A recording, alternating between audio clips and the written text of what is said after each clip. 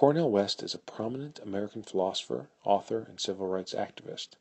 He attended Harvard University as an undergraduate and received his Ph.D. from Princeton University in 1980. He has taught at Harvard, Union Theological Seminary, and Princeton University. In 1994, he published the best-selling book Race Matters, which the New York Times called a compelling blend of philosophy, sociology, and political commentary. One can only applaud the ferocious moral vision and astute intellect on display in these pages. His compelling blend of Christian-inspired prophetic sermonizing and hard-edged progressive social commentary have made him, in the words of noted African-American scholar Henry Louis Gates, preeminent African-American intellectual of our generation. Incredible courage to think for himself, free, against the grain. That's first thing. That's first thing. Thinking for yourself. You have to be able to think for yourself. You have to be able to cut against the grain, get the distance from your peer group. And not only that, but you have to have an habitual vision of greatness. You see, you have to believe in fact that you will refuse to settle for mediocrity. You won't confuse financial security with your personal integrity. You won't confuse your success with your greatness or your prosperity with your magnanimity. If you have a vision of greatness, there's something that's luring you all the time for something grander than you. And of course, as a Christian, for me, he who is greatest among us will be your servant. Your servant, the quality of your service to others. Do you find joy in your service to others? Do you actually believe, in fact, that living is connected to giving?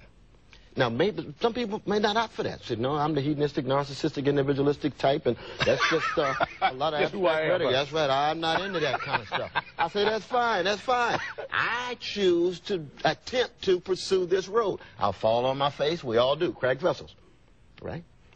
Crooked heart, crooked neighbor. How the crooked heart going to learn how to love the crooked neighbor? That's part of the challenge for those of us locked into a certain Christian tradition.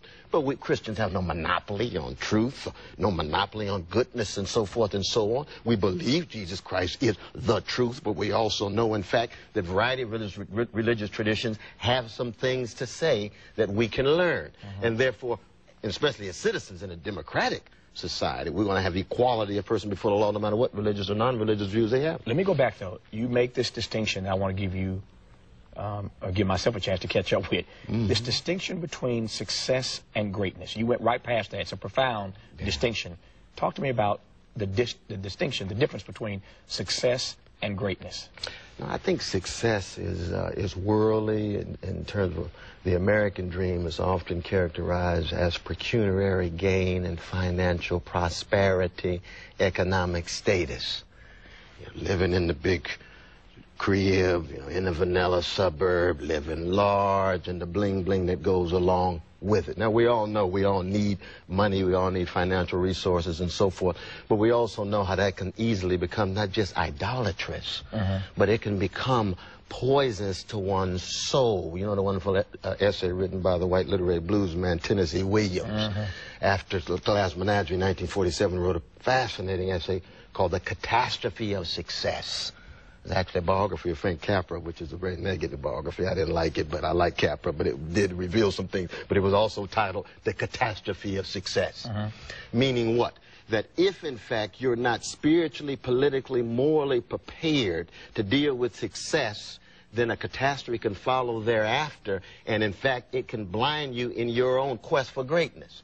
Because if, in fact, all you actually think life is about are these fleeting pleasures and these commodities, and you think you can possess your soul by means of possessing commodities, you've got some nihilism, some existential emptiness, and spiritual malnutrition waiting for you. I don't care where it is. I know we here in Hollywood, so maybe I should shout that out. Yeah. You know what I mean? Yeah. But Hollywood doesn't suffer from it in any disproportionate way. It's also among the destitute, because the destitute have a fetishism of commodities, the fetishism of success.